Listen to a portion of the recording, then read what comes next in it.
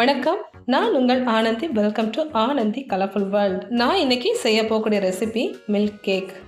Milk கேக்கை ரொம்ப சுலபமாகவே செஞ்சிடலாம். அதுக்கு ஒரு கடாயில் 2 லிட்டர் பாலை ஆட் பண்ணியிருக்கிறேன். பால் நல்லா கொதி வந்திருக்கு.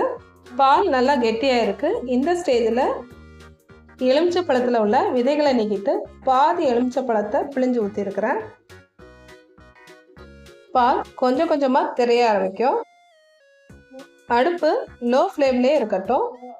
பால் கெட்டியாகிறதுனால சீக்கிரமாகவே அடி பிடிச்சிடும். அதனால் இந்த மாதிரி கலந்து விட்டுட்டே இருக்கணும். பால் நல்லா திரிஞ்சு கெட்டியாக இருக்குது. 1/2 கப் சுகரை சேர்த்துருக்குறேன். சுகர் சேர்த்ததுக்கப்புறமா கொஞ்சம் இலகி கொடுக்கும். சுகர் பாலோடு சேர்ந்து நல்லா கெட்டி பதத்துக்கு வந்ததுக்கப்புறமா 1 டேபிள் ஸ்பூன் நெய்யை கொஞ்சம் கொஞ்சமாக சேர்த்து இந்த மாதிரி கலந்து விட்டுட்டே இருங்க. கடைசியாக பாத்திரத்தில் ஒட்டாமல் வரும். இந்த ஸ்டேஜில் அடுப்பை அணைச்சிருங்க.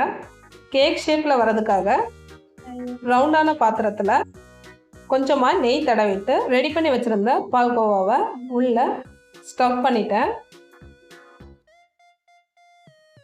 கடைசியாக நல்லா அழுத்தம் கொடுத்து மூடி போட்டுட்டேன்.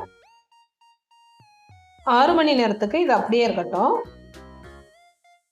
பாத்திரத்தை பிளேட் மேலே வச்சு அப்படியே டீமோல்ட் பண்ணிடுறேன். ரவுண்டாக கேக் ஷேப்பில் சூப்பராக வந்திருக்கு. மில்க் கேக்கை பிடிச்ச ஷேப்பில் கட் பண்ணிவிட்டு எல்லாருக்கும் கொடுத்துட வேண்டியதான். இந்த ரெசிபி பிடிச்சிருந்தா மறக்காமல் வீடியோவை லைக் பண்ணிவிட்டு சேனலை சப்ஸ்கிரைப் பண்ணிடுங்க. பெல் ஐக்கானையும் ப்ரெஸ் பண்ணிடுங்க. தேங்க்யூ. கீப் வாட்சிங்.